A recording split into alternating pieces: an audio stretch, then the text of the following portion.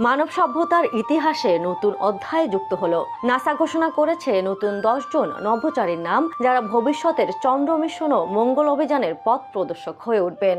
কঠিন প্রতিযোগিতা শেষে তারা নির্বাচিত হয়েছেন নাসার নতুন অ্যাস্ট্রোনট ক্যান্ডিডেট ক্লাস হিসেবে। সামনে তাদের জন্য অপেক্ষা করছে 2 বছরের কঠোর প্রশিক্ষণ, স্পেস ওয়াক অনুশীলন, বৈজ্ঞানিক পরীক্ষা নিরীক্ষা, জরুরি চিকিৎসা সেবা, এমনকি উন্নত রোবোটিক্স পরিচালনার মতো চ্যালেঞ্জ।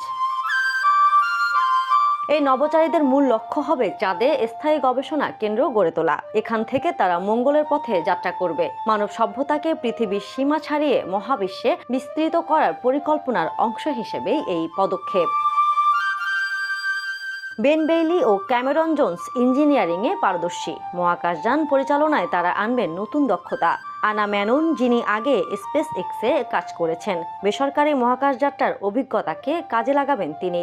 লরেন এডগার একজন গ্রহতত্ত্ববিদ, তিনি মঙ্গলের ভূতাত্ত্বিক রহস্য উন্মোচনের কাজ করেছেন।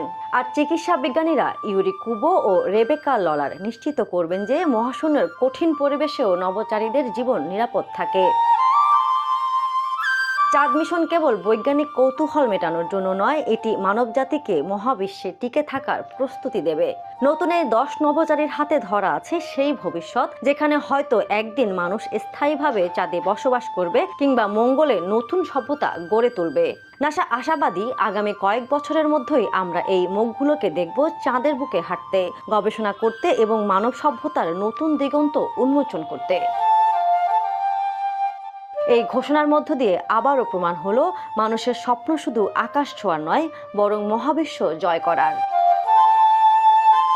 আন্তর্জাতিক ডেস্ক, দ্য নিউজ।